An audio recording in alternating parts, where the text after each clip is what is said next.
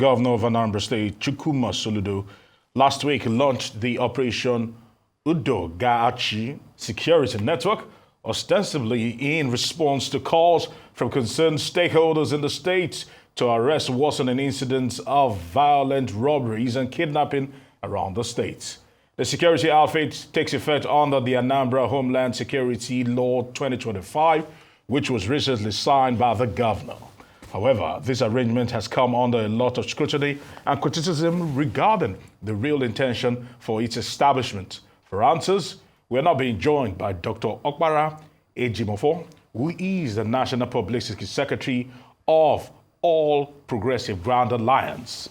We'll also get his position on an allegation made by the former Vice President, Atiku Abubakar, against the ruling All Progressive Congress of trying to bribe opposition political parties with 50 million naira each. All right, let's get it started. Good afternoon for joining us here on Newsday. Good afternoon. Thank you, Cynthia. Okay, so let's start it with the new security outfit in the States. Give us the intent and purpose of this particular branch of security in Anambra State. When the governor came on board, he promised in the Anambra, to make Anambra a livable and prosperous homeland. So, and you know that at the heart of livability of any society has to do with, the fundamental, which is security. People should be able to feel secured, where they live and where they do their business. So from the get-go, there was this state of emergency he declared, not just on infrastructure, but also on, the security of lives and property. And let me cast our minds back, to maybe because some persons I've read in some quarters where people say, why did he wait, about 3 years before doing this and all that? But they forget that by March 17, 2022, when this government started, about 8 local governments in the state were under siege. The 7 local governments, the entire 7 local governments, at the, around the Anambra South area, were totally under siege of these, criminal elements called by the name unknown gunmen and all. And some parts of Okpara in the north of the state were also under siege. So we had local governments being burnt down, razed down, and there was this palpable fear. Nobody could move from point 1 to point, 2 around this, these places. But the governor, came on board and launched this very offensive against these non-state actors. And I can tell you that between the first quarter of his of 2022 that he came on board, we had relative peace around the area, and there were towns in the state that by December of 2022 they had a massive homecoming, somewhere like in Onewi South, for instance, and many other towns in that local government. So the issue of security is not just something that is a quick fix. It's something that requires a lot of in-depth analysis. You have to first of all begin by understanding what is the psychological impetus for this. And we discovered that there was this pretext of freedom fighting, liberation around the whole, these criminals coming to tell people that they are fighting for Biafra and they are here to protect them. And that was how they got into the psychology of the people, and people started seeing them as the liberators and the law enforcement agents as the oppressors. So it took time for the governor and the government to sensitize the people to knowing that these people are actually your predators. They are the ones who are after you. And because it became so pervasive that the people saw these oppressors as a part of them and that they had a justifiable cause for whatever it is that they were doing. So it wasn't even described as criminality. But following months and months of sensitization and the testimony became very manifest that these people are actually not liberators. They are here to, to kill us, because kidnapping became more like the order of the day. People, a lot of arson and, other criminal activities started, growing within the state. And the governor, had to put his leg on the ground and say, for us to tackle this, it's not something we just move in straight with guns and all that. There has to be an enabling law to do this. And that was what gave rise to the crafting of the Anambra State Homeland Security Law 2025. Which has given birth to the Agune Chamber. Operation Udogachi is the operation, in English it simply means peace must prevail. So it's an operation to really get the people to own their land. This is the people now responding to these criminals who say, we are tired of all your shenanigans, we want to take back our land, we want peace in our land, we're no longer interested in all whatever alibi you're adducing for whatever criminality you're doing. You are criminals. Human beings don't live in the bush. Human beings live where human beings live. So if you're in the bush and you're not ready to be lawful, you're not ready to lead a very productive life, then you are part of our problem and not, this purported solution that you are claiming to provide. So that's exactly where we are currently. And I can tell you that since the launch of the Operation Udogachi, if you call Anambra today, they will tell you that indeed something big has befallen them. Well, I won't need to call out. I'll just go because that's my state. And thank you for giving us that breakdown. We know that mindset is one of the toughest things you need to change. So knowing that there was sensitization is a great one. But let's get the elephant in the room out of the way. Okay. Now, talking about the allegations of about the 50 million naira bribe. So are you going to confirm or refute that? It's right in law that he who alleges must prove. And in the press release, we sent out to the media, distancing ourselves from such very careless, comment from a statesman like the former Vice President Atiku Abubakar. I think if he has knowledge of the amount with such precision, he should also have the courage as a statesman to mention the various parties or individuals who have so far benefited from this bounty. Because it's not enough to come up to hit up the polity with making unfounded statements. It's also incumbent on him to be able to provide very credible, evidence to support whatever allegation he's making. So for now, I see it as politics. He's playing politics and a very bad one at that, I must confess, because for within parties that do not have some clear form of understanding amongst themselves, it can begin to breed some level of mistrust amongst party members. So imagine me as National Secretary of the party now calling my national chairman to say, so you've been receiving 50 million naira from the federal government and you're not giving us. So if we don't have that clear understanding, it's enough to sow seeds of discord.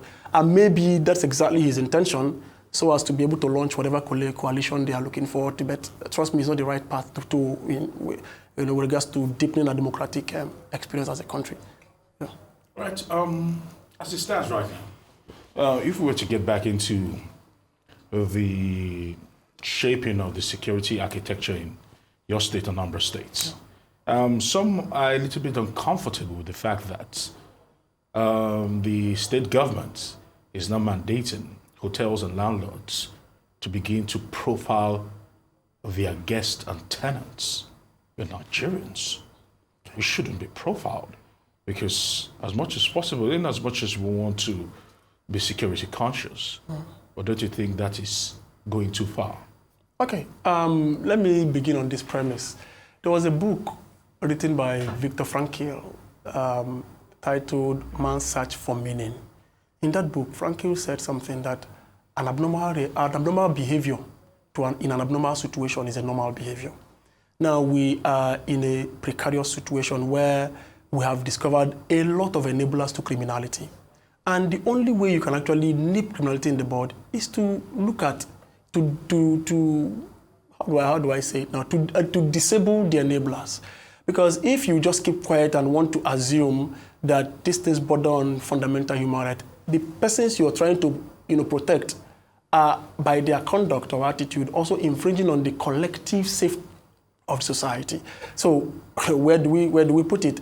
Individual human right or collective safety? And as a government, you swore an oath to protecting the generality, at least the majority of the people who brought you in. So you're not there to want to pander to people's personal predilections. So what I think with regards to this is it's not so new, because I know that before now, even by standard international practice, there are hotels you go to, if you don't have a verifiable identification, you may not be permitted to lodge. So this is just part of some of the symptoms or the enablers of criminality that were painstakingly discovered in the state. And we can't just leave it. Routing all this through a president general is quite different from you probably producing a source of identification. Because that's a little bit strange you must, okay. For example, a tenant must go to a president general of the community. A tenant doesn't, that is okay. What is stated in the report. If you read it, it is incumbent on the landlord Yes, that Yes, the landlord the must landlord. receive the You see, President General's consent. Anambra is a very structured in terms of how authority is delineated in this. It's a very structured society. It's a very structured state. Okay. I can tell you for free that every community in the state, Anambra has we have what we call ASATU, Anambra State Association of Town Unions. It's a very structured body. Now, every community, every street belongs to a town. Even those in the urban centers, they have a coordinated union. And the unions are headed by president generals, right? Now, the president general, the governor is the chief secretary officer of the state. Yes. Now, the president general is the chief secretary officer of the town. And now, if the law has, it's just like saying the local government is the nearest to the people.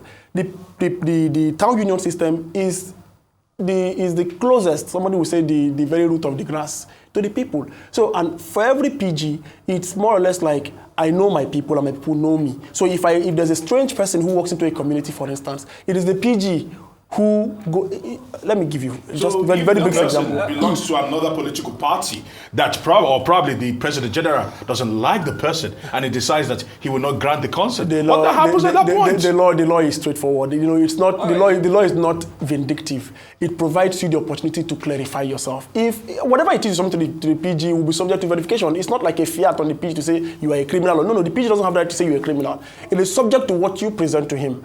I don't know if you get the point. So it's not like the PG can wake up and say, hey, that guy there's a criminal, go catch him. No. So investigation must proceed except where there is very undeniable and convincing evidence against the person. Right, but for whoever alleges to say this guy is a criminal, you must prove beyond reasonable doubt that the person is a criminal. But what we're trying to say is that we have to phase out that era where we don't know our neighbors anymore. You have to know who you live with. You have to know what they do. They have to be profiled. And that's what data does in advanced societies. So if we're trying to streamline our data to be able to know those who live with us, to know our neighbors, so when we see something, we can say something. If I don't know you, it's, who is this guy? I don't know him, but I know he works with Arise. Okay, Arise becomes like a starting point to be able to investigate you. But if you live in a place where nobody knows where you work, nobody knows what you do for a living, you are a threat, my brother. All right. That's very clear. I definitely see the logic behind that. Now, I just want to talk about the timing, because of course in every action, the timing is crucial. Why is this happening at this time? I just told you in the beginning of this conversation that it didn't start today. Just that people can be a bit more forgetful, especially where things begin to go right. Now, I told you that before now, we had 8 local governments that were under siege. And today there is peace in these local governments, except for pockets of, kind of crimes that I've just explained to you, the reason behind them. But it just happened because the government has to intervene. So anybody who is saying, querying the timeliness or otherwise of, the intervention of government is just being unfair or wants to be at best going very off political. of that, there have been some criticisms saying that this new security initiative undermines federal authority. How do you respond to Does that? Amotekun undermine federal authority? So if I don't know what you mean by undermining federal authority. I know that whatever happens within states, and no state is lawless. And of course, every law that you create must be, it mustn't be in contradiction with the constitution of the land. And if you read the Anambra State Homeland Security Law, it doesn't in any way contradict the Constitution of the Federal Republic of Nigeria. All right, okay. Permit me to just throw in one thing here now. We're looking at it. So are you saying that as it stands right now, safety is guaranteed in Anambra State? Because Absolutely. Now the reason why I asked this question, it's a very simple and straightforward question. But as it still stands, people, especially people that just came or probably went for the Utah celebration, still had some things to say about insecurity in that part of since the advent of this government, we've been having, of course, it is usual with the Igbos to always journey home during the Yuletide and all that. But I can tell you by our data, we recorded more persons, like more entrants into the state, visits, people who came back home. There were much more in the last Yuletide. and we didn't have any incidences. Communities that were hitherto, we had very high-profile events that took place in Anambra State. Some of them you know about. So people came from different parts of, even the very places people thought were hot. In fact, most of these events happened in the south, I just told you, from Uli to Okpara. You know, we had massive events, from weddings to burials to traditional marriages, and all. They all took place in Anambra in the last July tide. So I can tell you that they came heavily fortified, several of them, almost with armor tanks. As a matter of fact, there is never a time the state is never fortified. There's never a time the state is not fortified. So personal experts. No. If you are well, I can testify. I want to contest my mother is there. She's been having the time of her life, and there are no armored.